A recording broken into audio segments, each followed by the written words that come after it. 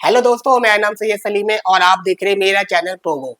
आज हम डिस्कस करेंगे बग फिक्सिंग और डीबगिंग प्रोजेक्ट पे। दोस्तों, कोडिंग तो सबको ही कर लेते हैं, लेकिन सिस्टमैटिकली तरीके से बग फिक्स सिर्फ प्रोफेशनल डेवलपर ही करते हैं।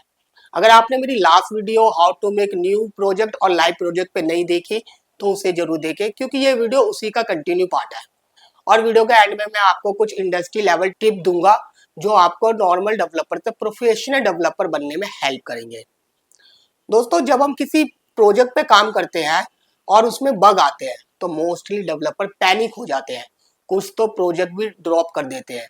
लेकिन दोस्तों, जो प्रोफेशनल डेवलपर होते हैं वो पहले बग को समझते हैं और उसको फिक्स करते हैं। What is bug? बग का मतलब सिर्फ एरर नहीं होता है। बग का मतलब होता है एक्सपेक्टेड रिजल्ट और एक्चुअल रिजल्ट के बीच में डिफरेंस। फॉर एग्जाम्पल, हम एक फिल्टर बनाते हैं जिसमें हमारी एक्सपेक्टेशन होती है 10th क्लास से नीचे के स्टूडेंट के डाटा को शो करना, लेकिन एक्चुअल रिजल्ट में 10th क्लास के स्टूडेंट के डाटा भी शो हो जाते हैं, जो कि हमें नहीं चाहिए होता है। तो दोस्तों, इन दोनों के बीच का जो डिफरेंस है ना, इसको भी बग कहते हैं। बग सिर्फ कोडिंग में नहीं होते हैं, बग हमारे लॉजिक में भी हो सकते हैं, बग हमारे इन्वायरमेंट में भी हो सकते हैं, हमारे फ्लो और हमारे डाटा में भी हो सकते हैं।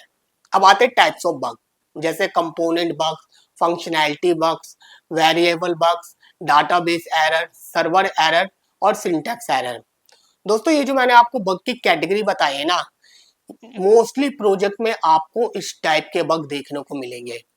और अगर आपके पास 100+ बग की रिपोर्ट है ना, तो दोस्तों उसको देख के पैनिक ना हो, क्योंकि दोस्तों जब आप इनमें से किसी एक बग को फिक्स करते हैं तो आपके मल्टीपल बग फिक्स हो जाते हैं ऑटोमेटिकली। फॉर एग्जाम्पल, हमारे कंपोनेंट है जिसमें एक बग है। दोस्तों, जब हम उस बग को फिक्स करते हैं ना, तो वो कंपोनेंट हमारे प्रोजेक्ट में जहां जहां पे भी कॉल हो रहे होते हैं वहां के बग्स ऑटोमेटिकली फिक्स हो जाते हैं। अब आते हैं प्रोफेशनल डीबगिंग प्रोसेस पे। दोस्तों, मोस्टली डेवलपर क्या करते हैं, वो डायरेक्टली बग्स को फिक्स करना शुरू कर देते हैं। लेकिन जो प्रोफेशनल डेवलपर होते हैं ना, वो पहले बग का रीजन ढूंढते हैं, उसके बाद वो स्टेप बाय स्टेप बग को फिक्स करते हैं। सबसे पहले वो बग को रिप्रोड्यूस करके उसका स्कोप समझते हैं, फिर एरर लॉग्स को चेक करते हैं और उसके बाद डीबगिंग टूल्स को यूज भी करते हैं। फिर बग का रूट आइडेंटिफाई करके बग को फिक्स करते हैं और उसे टेस्ट करके उसका साइड इफेक्ट चेक करते हैं।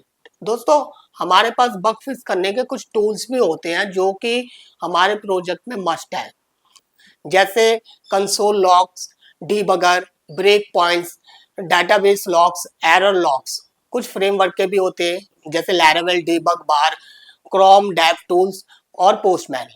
दोस्तों, इनको हम अकॉर्डिंग टू टेक्नोलॉजी यूज करते हैं। सपोज हम रिएक्ट जैसे प्रोजेक्ट पे काम करते हैं तो वहां पे हम डीबगिंग करने के लिए कंसोल लॉग का यूज करते हैं। अब आते हैं बग फिक्सिंग इन टीम इन्वायरमेंट। दोस्तों, जब हम टीम के साथ काम करते हैं तो सबसे पहले हम बग की रिपोर्ट बनाते हैं और बग का प्रायोरिटी सेट करते हैं, हाई, मीडियम, लो। उसके बाद कोऑर्डिनेशन होती है front end developer, back end developer और टेस्टर के बीच में। और दोस्तों, कभी कभी हमें कुछ नए चैलेंज भी देखने को मिल जाते हैं। जैसे डेवलपर मोड में तो हमें कोई बग दिखने को नहीं मिलते, लेकिन जब हम उसको प्रोडक्शन या क्यूए मोड में डालते हैं तो हमें नए बग भी देखने को मिल जाते हैं और उसकी रिपोर्ट क्लाइंट की तरफ से भी आती है, लेकिन वो अनक्लियर होती है। तो दोस्तों, सबसे पहले तो हम रिपोर्ट समझते हैं, उसके बाद जो सर्वर के रूल्स होते हैं उसको समझ के ये सारी चीजें हम उसी रिपोर्ट में मेंशन करते हैं। अब आते हैं बिगेस्ट मिस्टेक बाय डेवलपर। दोस्तों, जब हम गलत तरीके से बग को फिक्स करते हैं तो हमें 10 नए बग और देखने को मिल जाते हैं।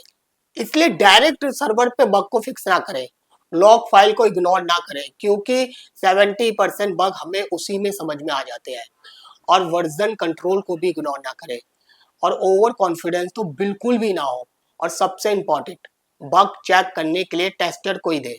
दोस्तों, अगर आप इन सब पॉइंट पे फोकस करते हैं तो आपके फिक्स किए हुए बग में दोबारा कोई प्रॉब्लम नहीं आती है। इसलिए दोस्तों, कोडिंग करना तो बहुत इजी होता है, लेकिन बग फिक्स करना उतना ही डिफिकल्ट है। जो डेवलपर बग फिक्स करते हैं, इंडस्ट्री उन्हें कभी इग्नोर नहीं करती है। दोस्तों, बग फिक्स करना सीखे, बग से भागे नहीं।